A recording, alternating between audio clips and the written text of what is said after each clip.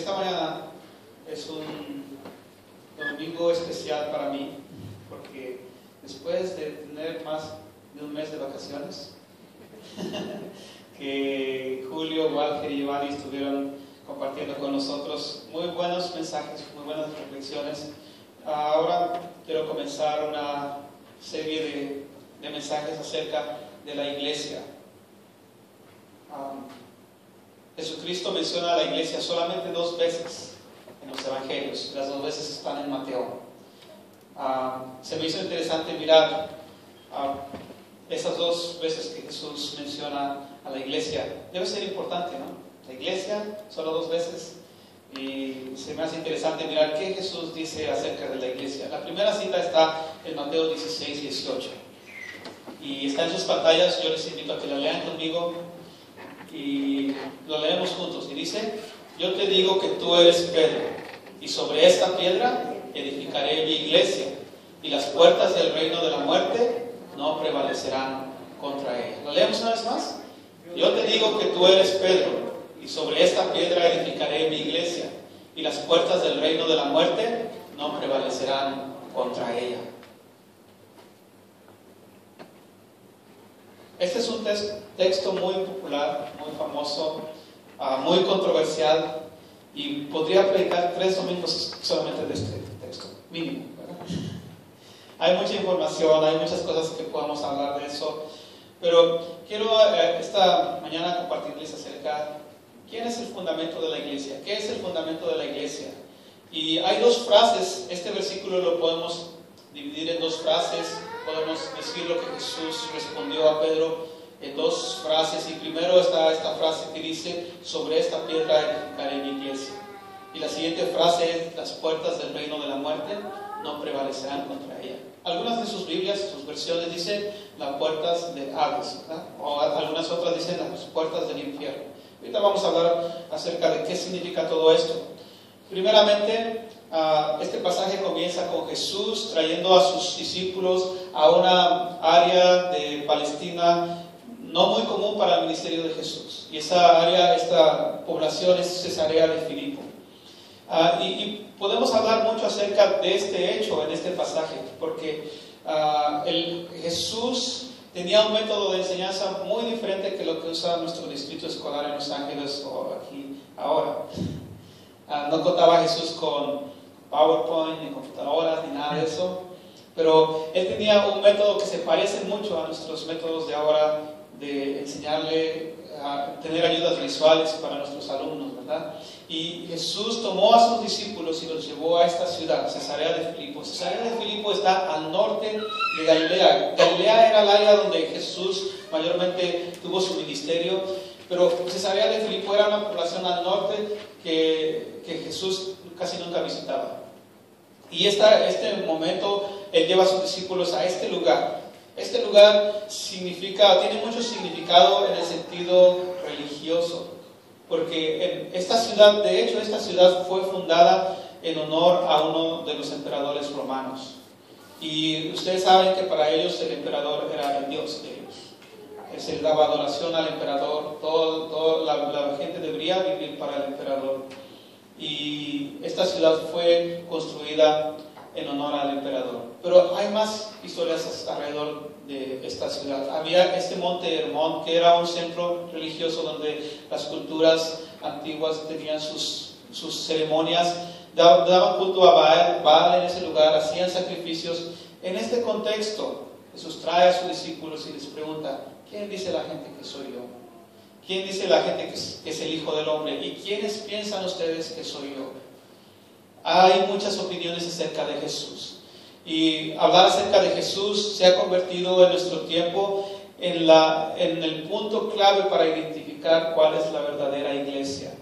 Y cuando digo esta declaración se oye muy seria, ¿verdad? ¿Cuál es la verdadera iglesia? Es la iglesia que reconoce a Jesús como el Hijo de Dios. Y de eso se trata la primera declaración de Jesús en este versículo.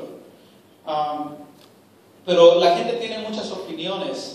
Hay muchas ideologías alrededor de la iglesia, alrededor de la teología, que ellos tienen su propia manera de ver a Jesús. Y esto no es nuevo. Desde el momento en que Jesús les está preguntando a sus discípulos, ¿quién dice la gente que soy yo? Las respuestas que ustedes escuchan de la boca de los discípulos son respuestas que para nosotros decimos, no tienen sentido, son ridículas, ¿verdad? Dice que la respuesta de los discípulos es que la gente dice que Él es Elías, que es Jeremías, que es Juan el Bautista, que resucitó de los muertos. Y hay muchas opiniones alrededor. Pero Jesús hace la gran pregunta, ¿quién piensan ustedes que es el Hijo de Dios? Ahora, esta no es la primera declaración de fe de uno de sus discípulos de Cristo. Ellos anteriormente habían reconocido a Jesús como el Mesías. No sé si se acuerdan cuando Natanael buscó a Jesús y él vino a Jesús y le dijo a Jesús, yo te vi desde que estabas debajo de la higuera, cuando tu hermano te fue a llamar. Y él reconoció a Jesús como el Mesías. Y los hermanos de Jacobo también, ¿verdad? Había más declaraciones antes que reconocían a Jesús como el Mesías. Pero esta ocasión es especial porque Jesús es ahora quien pregunta. Él tiene un propósito en su pregunta. Y el propósito de su pregunta es enseñarle a sus discípulos y enseñarnos a nosotros ahora qué significa la iglesia, qué significa ser parte de la iglesia, qué significa o cómo uno puede ser cristiano, cómo uno puede ser parte de esa organismo más bien dicho, que Jesús vino a comenzar. Y Jesús les pregunta, ¿quiénes piensan ustedes que soy yo? Y Pedro responde, tú eres el Hijo de Dios, eres el Hijo del Dios viviente, tú eres el Cristo, el Hijo del Dios viviente.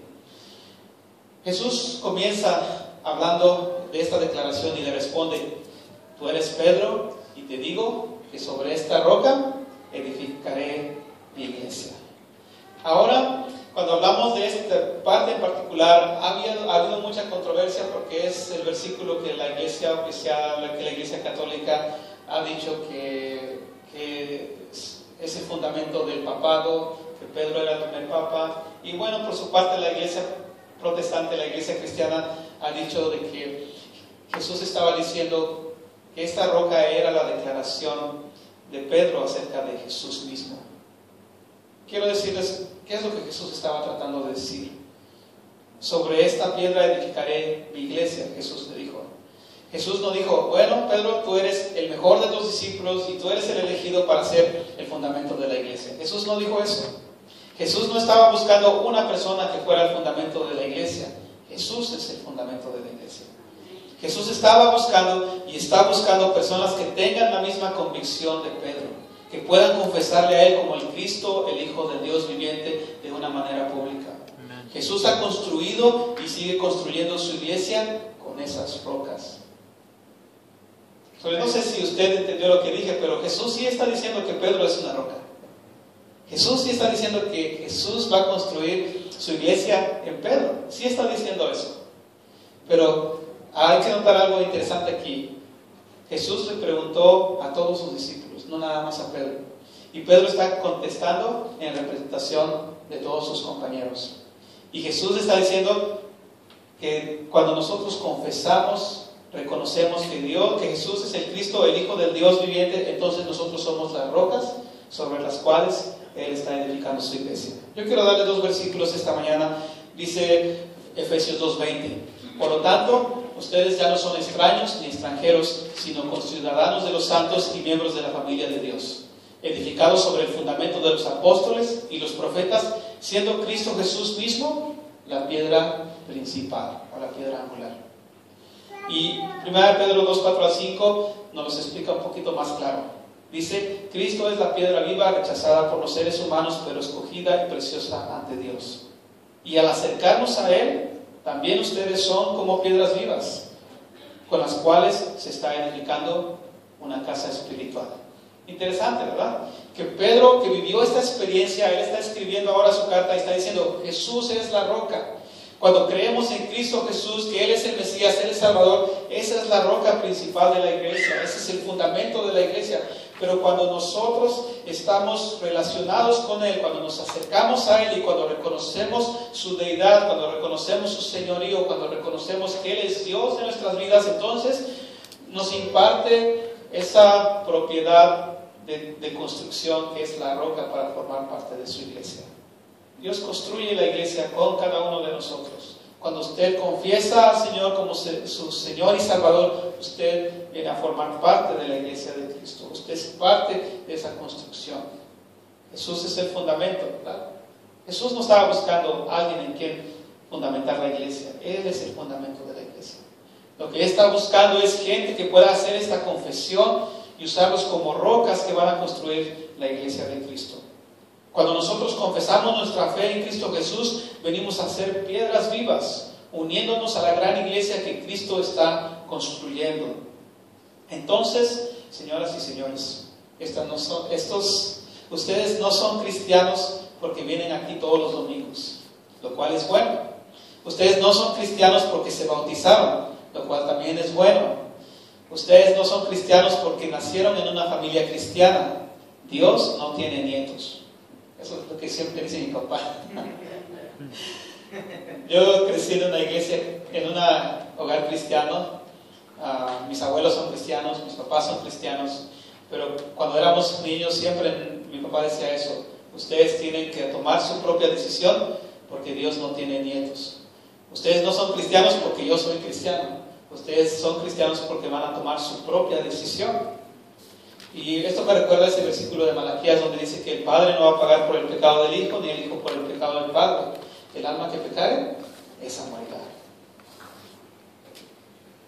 La única manera de ser cristiano, la única manera de ser una piedra viva es por crecer y confesar, pero por creer y confesar que Jesús es el Cristo, el Hijo del Dios viviente. La iglesia se edifica en esta revolucionaria verdad.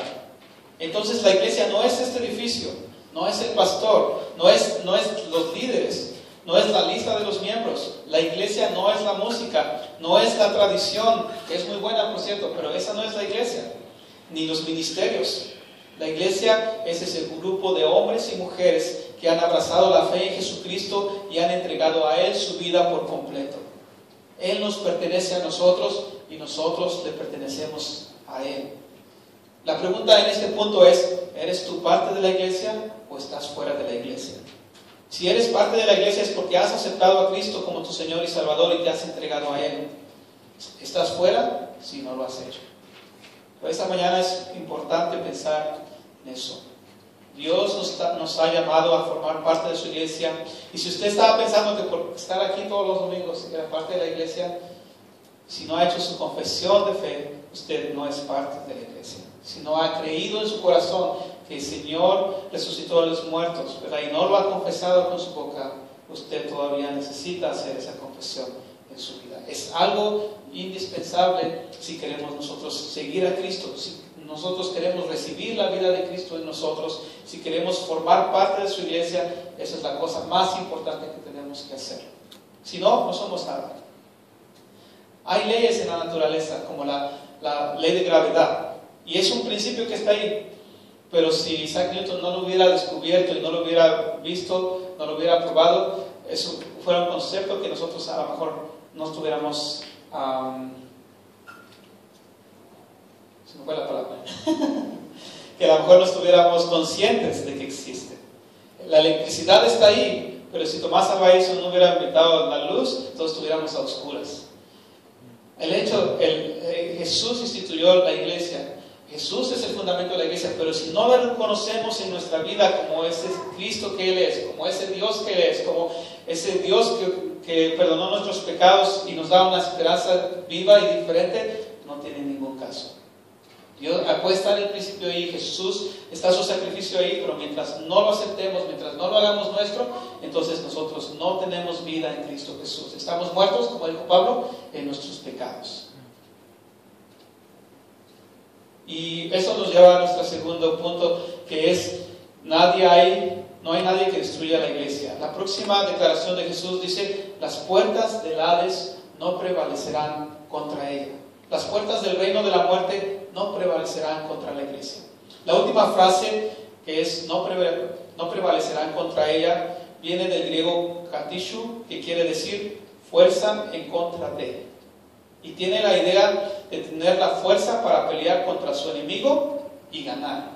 Esta declaración que Jesús está haciendo es, No, la muerte no va a prevalecer contra la iglesia. Quiere decir, vas a tener la fuerza para pelear contra la muerte, pero también tienes la seguridad de que vas a ganar. Esa es la promesa de Dios para la iglesia. Las puertas del Hades no prevalecerán contra la iglesia. Jesús está diciendo que las puertas de la muerte pueden pelear contra la iglesia, pero no ganarán. Las puertas de la muerte son fuertes, pero no lo suficientemente para ganar la guerra. Algo importante de notar en esta frase es que algunas de sus Biblias, como les dije, tienen la palabra infierno o la palabra Hades. Esta palabra solamente se refiere al reino de la muerte. La Biblia habla de Hades sin hacer distinción necesariamente entre las personas salvas y las perdidas. Simplemente está hablando del reino de la muerte. Entonces Jesús está diciendo que la muerte y su horrible poder no triunfará sobre la iglesia. ¿Pero por qué está diciendo esto? Esto es muy interesante, es algo que descubrí mientras estaba leyendo estos pasajes. En el mismo capítulo, en el versículo 21, podemos ver por qué Jesús está diciendo que las puertas de la muerte o el reino de la muerte no van a tener poder sobre la iglesia. Él sabía algo que sus discípulos todavía no sabían. El versículo 21 dice: desde entonces comenzó Jesús a advertir a sus discípulos que tenían que ir a Jerusalén y sufrir muchas cosas a mano de los ancianos, de los jefes y de los sacerdotes y de los maestros de la ley, y que era necesario que lo mataran y que al tercer día resucitaría. Jesús tenía eso en mente cuando estaba diciendo las puertas de la muerte no van a prevalecer en contra de la iglesia. Él estaba pensando en que Él iba a sacrificar su propia vida, iba a morir y iba a resucitar para ganar esa victoria para la iglesia, para poderle asegurar a la iglesia que la muerte no iba a poder tener más victoria sobre la iglesia, que no iba a tener más poder sobre la iglesia. Y Pablo en Corintios 15, 55 dice: ¿dónde estaba muerte tu aguijón? ¿Dónde estaba sepulcro tu victoria? Jesús triunfó sobre la muerte, Jesús triunfó sobre el pecado, Jesús triunfó sobre el enemigo, y ahora puede decirles con anticipación a sus discípulos: las puertas del infierno no van a prevalecer en contra de la iglesia. Para nosotros esto no son nuevas noticias, pero para los discípulos en ese momento era algo que nunca habían escuchado. Jesús, el escogido de Dios, el Mesías, iba a morir. Conecte estos versículos, el 21 con el 18, cuando Jesús dice que el poder de la muerte no triunfará sobre la iglesia, lo está diciendo porque Él resucitó de la muerte y rompió las puertas del Hades, venció la muerte. Nadie ha hecho eso, pero Jesús lo hizo y trajo en sus manos las llaves de la muerte. Había un comentario que miré que decía: el diablo podrá ser dueño de la muerte, de las puertas de la muerte, pero Jesús tiene las llaves. Qué bueno es poder confiar en lo que Jesús hizo por nosotros. Qué bueno es poder leer este versículo y decir: yo soy parte de la iglesia, no hay nada que nos va a poder detener. Si usted es parte de la iglesia, que decimos que entramos a la iglesia por nuestra confesión, así como Pedro, si usted es parte de la iglesia, usted tiene estas promesas de Dios. Ahora, a lo largo de la historia podemos hablar de muchas cosas que han estado en contra de la iglesia. Hay cosas que están en contra de nosotros como cristianos, como gente que hemos aceptado este mensaje de Jesús y que está peleando contra nosotros, pero ni aún la muerte va a tener poder y victoria sobre nosotros, porque Dios nos ha prometido vida eterna, vida en abundancia. Nos ha prometido una nueva esperanza para cada uno de nosotros. Ahora sabemos que la muerte no es el final, que la muerte no es la desesperanza, que la muerte no la miramos como el fin de todas las cosas. La muerte es la entrada a este reino que Jesús vino a ganar para nosotros. A lo largo de la historia hemos visto cómo el enemigo ha tratado de destruir a la iglesia. Y esto también es algo que nosotros, 2000 años después de que Jesús comenzó la iglesia, nosotros en ese tiempo tenemos el privilegio de poder ver cómo la iglesia ha batallado con los diferentes ataques que el enemigo ha puesto en contra de la iglesia, y aquí estamos ahora todavía. La iglesia de Cristo sigue aquí, sigue sobreviviendo. Al principio la iglesia enfrentó persecución, y después había gente que se levantaba para decir: la doctrina de la iglesia no es como ustedes dicen, es así, así. Una de las primeras herejías en la iglesia fue el gnosticismo, que hasta hoy todavía existe en la iglesia. Hay muchas ideologías que hay en contra de la iglesia, que transgiversan la doctrina, la teología, y que han estado ahí por todo lo largo de la historia de la iglesia y no la han destruido. Doctrinas van, doctrinas vienen y la iglesia sigue ahí. Yo me recuerdo cuando estaba creciendo en la iglesia con un grupo de jóvenes, había un tiempo en que se oyó mucho, al principio era el movimiento de la nueva era, ¿verdad? Y todos estamos asustados porque esta ideología va a venir a destruir la iglesia. Y luego después de eso había en Canadá un avivamiento de la risa. Y después de eso, ahora en este tiempo escuchamos acerca de la iglesia emergente, ¿verdad? Pero a veces cuando los cristianos escuchan de este tipo de corrientes ideológicas se escandalizan, pero usted no sabe que la iglesia ha tenido este tipo de ataques desde el principio y no han podido contra la iglesia. Hay declaraciones tristes donde la gente no entiende lo que es la iglesia. Hay una revista que publicó: ¿va a sobrevivir la iglesia a nuestra era? ¿Va a sobrevivir la iglesia a nuestro tiempo? Jesús dijo: las puertas del infierno no prevalecerán contra la iglesia. Esa pregunta y se pregunta, ¿verdad? La iglesia no va a sobrevivir a nuestro tiempo. Ha habido grandes líderes de la iglesia. La gente, por eso Jesús no escogió a Pedro como fundamento de la iglesia, porque la gente va y viene, ¿verdad? Ha habido grandes líderes en la iglesia, pero qué bueno que la iglesia no ha sido fundamentada en ellos. Ha habido gente muy importante para nuestra historia, para nuestra tradición, como Martín Lutero, que estos días vamos a cantar uno de sus himnos: Castillo fuerte es nuestro Dios. Él es un gran héroe de nuestra iglesia, pero gracias a Dios que la iglesia no está fundamentada en Martín Lutero, y Martín Lutero murió, pero la iglesia sí. Tenemos a Juan Wesley, ¿verdad? Nuestro héroe de la teología de la santidad, que es nuestra doctrina de la iglesia de Nazareno, muy importante para nuestra tradición, para nuestra historia. Pero qué bueno que la iglesia no fue fundada en John Wesley, porque él murió, pero la iglesia sigue adelante. La iglesia no está fundamentada en el superintendente del distrito. Él va a pasar, pero la iglesia va a seguir aquí. Gracias a Dios, porque la promesa es de que las puertas de la muerte, el reino de la muerte, no va a triunfar sobre la iglesia.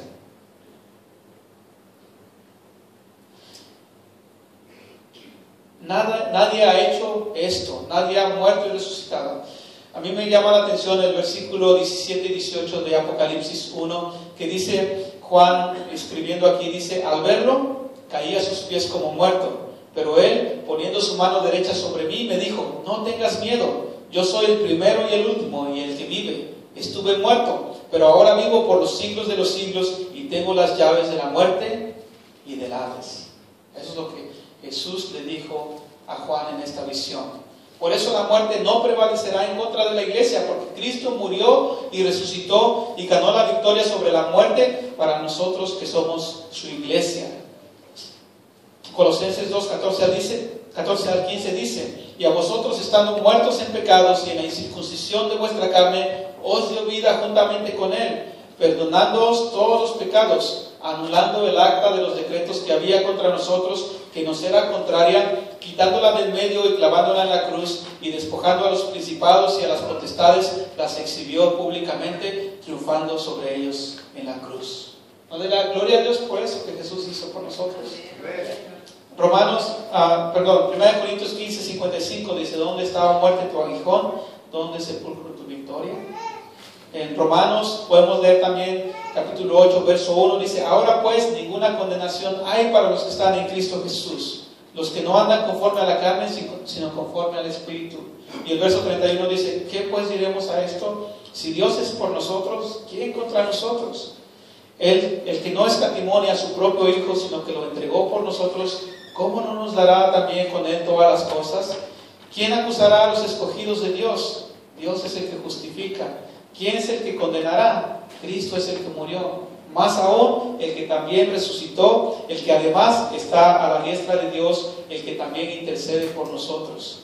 ¿Quién nos separará del amor de Cristo? Tribulación, angustia, persecución, hambre o desnudez, o peligro o espada. Y dice más adelante: antes de todas estas cosas somos más que vencedores por medio de nuestro Señor Jesucristo. Gloria a Dios por eso. Gracias a Dios. No sé, al leer estos versículos se me pone la piel de chinita, ¿verdad? Porque El gran poder de Dios está a favor de su iglesia. Amén. El gran poder, la gran autoridad de Dios, lo que Él hizo, el poder que Él tiene para resucitar de los muertos está a favor de la iglesia, y la iglesia ahora tiene la autoridad, tiene el poder, y las puertas del reino de la muerte no van a ganarle la victoria. Gracias a Dios. Yo le quiero decir esta mañana, ¿usted quiere ser parte de la iglesia de Cristo? No le estoy diciendo sea parte a lo mejor de la iglesia de Nazareno aquí, pero más importante que ser parte de la iglesia de Nazareno en Roland Heights es ser parte de la iglesia de Cristo. Ser parte de ese cuerpo que Él ha llamado, que Él ha escogido, que Él ha dado vida, que Él ha instituido para ser parte de su cuerpo. Y eso es la iglesia. ¿Usted quiere ser parte de la iglesia? Acuérdese, el único requisito es confesar que Jesús es Dios. Diga, es bueno esta mañana venir delante de Dios y decir, como junto con Pedro, realmente tú eres el Cristo, el Hijo del Dios viviente. No lo podemos hacer por nosotros mismos. Jesús le dijo a Pedro, esto no te lo reveló carne y sangre. No es algo que usted pueda aprender en la escuela, no es algo que usted pueda llegar a esa conclusión después de estudiar todos los libros de filosofía. Es algo que Dios va a poner en su corazón como una convicción de que Él es el Cristo, el Hijo del Dios viviente. Yo tuve esa experiencia hace muchos años. Cuando crecí en este hogar cristiano, mis padres siempre me hablaron de Cristo, siempre me dijeron que tenía que hacer mi propia decisión. Pero creo que el trabajo que Dios hace en nuestras vidas, creo que lo que nos hace decidir aceptar a Jesús es algo que Dios hace en nuestras vidas. Es un milagro que Dios hace en nuestro corazón. No es lo bonito que nos digan la palabra de Dios, no es los años de enseñanza que tengamos en la casa, es lo que Dios va a hacer en nuestro corazón. Y mi oración esta mañana es que Dios pueda tocar el corazón de cada uno de ustedes, que el Espíritu Santo les pueda convencer, que les pueda redarguir, que les pueda ayudar a hacer una decisión de reconocer a Jesús como Dios. No lo podemos hacer muchas veces a través del intelecto, no lo podemos hacer por nuestros sentimientos, lo podemos hacer gracias a la dirección de Dios en nuestras vidas, a su gracia, a su misericordia. Yo me recuerdo, tenía 12 años y tenía muchas preguntas.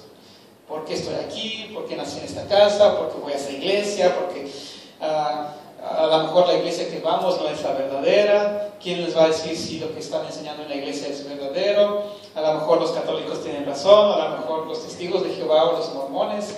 ¿Verdad? ¿Por qué yo que nací en la iglesia? ¿Por qué tiene que tener razón mi iglesia? ¿Por qué voy a la iglesia? Yo creo que si hubiera seguido así cuando tenía 15 años ya no hubiera ido a la iglesia. Pero Dios sabe nuestra vida, Dios sabe lo que quiere de nosotros. Y llegó un momento en que yo miré la vida como, ¿qué voy a hacer dentro de 5 años? Y yo animo a los jóvenes esta mañana a pensar en eso, y no solamente los jóvenes, ¿verdad? Los adultos. ¿Dónde voy a estar dentro de 5 años? ¿Qué voy a estar haciendo dentro de 10 años? ¿Qué va a ser de mi vida? Y yo estaba pensando eso a esa edad y estaba diciendo, yo no me imagino viviendo mi vida de otra manera que no sea ser cristiano, que no sea seguir a Cristo. Tuve esa convicción, tuve esa seguridad en ese momento. Mis preguntas estaban ahí todavía. Quiero decirles, hay muchas preguntas que vamos a tener y que no van a ser contestadas a lo largo de nuestra vida. Pero de lo que sí podemos estar seguros es de lo que Dios está haciendo en nuestro corazón, de una manera personal. Pedro no había estado mucho tiempo con Jesús. Era un hombre espontáneo que abría la boca antes de empezar a echar a andar su cerebro. Pero por esa razón precisamente no era posible que Pedro hubiera podido llegar a esa conclusión por sí mismo, ¿verdad? Pero él hizo esta declaración porque le dijo Jesús, esto no es algo que tú pudiste llegar a esa conclusión, es algo que Dios puso en ti, que Dios te hizo saber, que Dios te hizo estar seguro de esta declaración, y sobre esta declaración vamos a poder edificar la iglesia. Cualquiera que piense como tú, cualquiera que entienda las cosas como tú, cualquiera que pueda confesar esta gran verdad, va a ser parte de la iglesia. Yo le voy a invitar esta mañana a pensar en su propia vida. Usted puede declarar que Jesús es el Cristo, el Hijo del Dios viviente. Lo puede recibir en su corazón esta mañana y decir, tú eres mi Salvador y mi Señor. puede decir: yo creo en Jesucristo y acepto en mi corazón. Dice Juan 1:12 que a todos los que creen en Él y a los que le recibieron, les dio el derecho de ser llamados hijos de Dios, de ser parte de la iglesia de Cristo. Creo que es un gran privilegio poder ser llamados hijos de Dios, que usted no se puede perder en esta mañana, que usted no se puede salir de aquí viéndose igual como vino. Imagínese salir de aquí estando seguro que usted es hijo de Dios, que usted es parte de la iglesia de Cristo y que las puertas del Hades no van a vencerle en ninguna cosa en su vida. Qué gran promesa de Dios, qué gran cosa que podamos hacer esta mañana. Yo les invito a que lo hagamos. Ahí donde está en su lugar, le invito a que cierre sus ojos y dígale al Señor: yo creo que tú eres el Cristo, el Hijo de Dios viviente. Señor, venimos ante ti esta mañana. Te damos gracias por tu revelación, te damos gracias por tu palabra. Te damos gracias, Señor, por que tú, Señor, venciste en la cruz.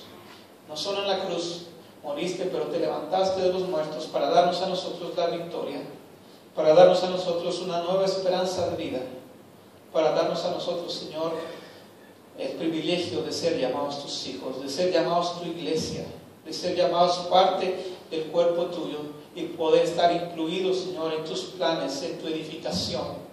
Señor, en esta mañana queremos declarar, Señor, juntamente con tus apóstoles, juntamente con tus discípulos, que tú eres el Cristo, el Hijo del Dios viviente. Creemos en ti, Señor, y te aceptamos como nuestro Señor y Salvador. Cuando tú prometes que cuando hacemos esas declaraciones, cuando tenemos esa convicción en nuestro corazón y confesamos lo que tú eres para nosotros, entonces tenemos el privilegio de ser llamados hijos de Dios. Y yo te pido que cada uno en este cuarto, que cada uno en este lugar, en esta mañana, salir de aquí pueda ser llamado hijo de Dios, que pueda ser parte de la iglesia, no solamente porque vino a la iglesia todos los domingos, no solamente porque creció en un hogar cristiano, no solamente porque cumple con sus responsabilidades religiosas, pero porque, Señor, te ha reconocido cada uno de nosotros, cada uno de ellos, como el Señor de sus vidas. Sabemos, Señor, confiamos y creemos, Señor, que eso es lo que nos abre las puertas para tener la victoria.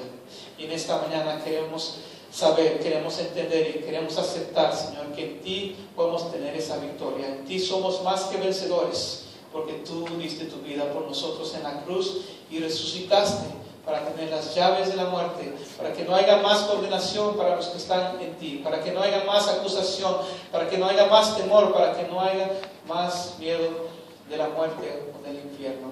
Señor, tú nos has salvado, tú has pagado el precio por cada uno de nosotros. En esta mañana te damos gracias por ello, Señor, y juntamente, Señor, con tus discípulos nos gozamos al saber de que tú nos das la victoria, Señor, en medio de toda circunstancia, en medio de toda situación, Señor, y que tienes para nosotros esa promesa de vida eterna. Te damos muchas gracias en esta mañana, en el nombre de nuestro Señor Jesucristo.